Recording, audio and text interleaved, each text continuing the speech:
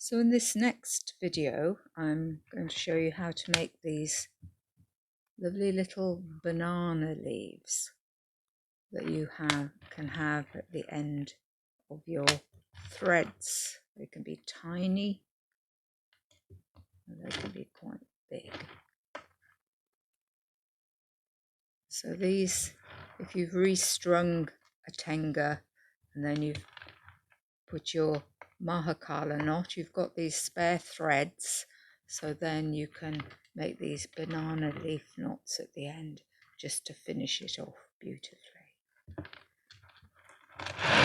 This is an easier knot than the mahakala knot. So this is my end piece. You have to imagine this is the tenga's down here and this is just the spare piece at the end.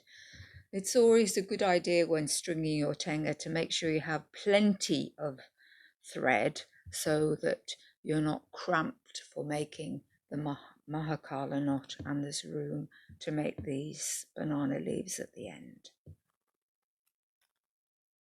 So for this knot, you start with your thread in your left hand. I'm right-handed, so I hold it in my left hand. I guess you could do it the other way around if you're left-handed. And I'm going to make a loop with this yarn. Just a very simple loop. That's all it is. Just taken it round and looped it on top. And then you hold that between your thumb and fingers. Then the end of your piece of thread, it went over the thread there. So I'm going to take it under that side of the loop and over this side of the loop and take it through. And that needs to be tucked down well on top of where you're holding it. So that went over the edge of the loop there. So now it's going to go back under and over the other side. And again, tucked down well onto there. I'll just show you that again. So we start by just making a loop with our yarn.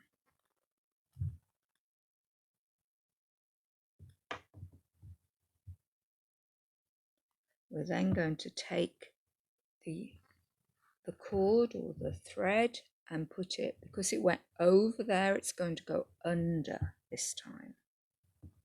So it goes under. And then that has to be tucked down on top of there and held. I'm showing it you flat on the table because it's easier to see. So it's gone over the loop there. So for the next one, it's going to go under and then over the other side. And again, this needs to be tucked down on top of the other. Now this is the important part of this knot, is that as you do this weaving, because basically you're just weaving over and under the loop, these threads need to be kept tight against each other. You want them to have a little bit of a width to them, so you're not tight, you're not pulling them really tight and squashing your loop. You want to have a little bit of a width to them, but they must be tight on top of each other there. So then we went over, so we're going under, keep it tight on top, and then over and under, keep it tight on top. I can't really do it flat on the table, so I'm going to start holding it again now. So pull that one a bit tighter.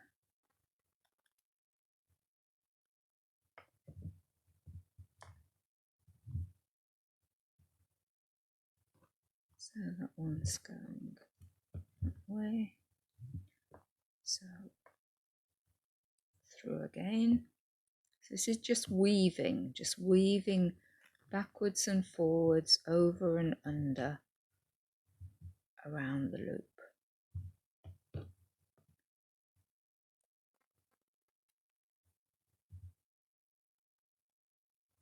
But making sure that they're down tight on top of each other there. Not squashing the loop, but keeping them tight at the bottom of the loop.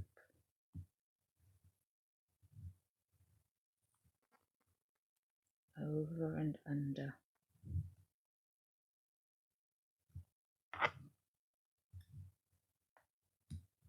Tight down there.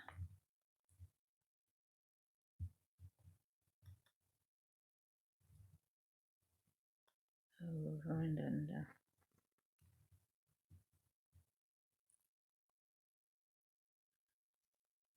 So you just carry on doing this however many times, depending on how big you want your banana leaf to be.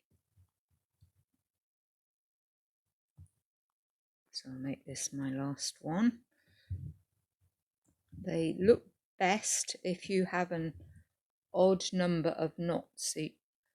You do it more one side than the other.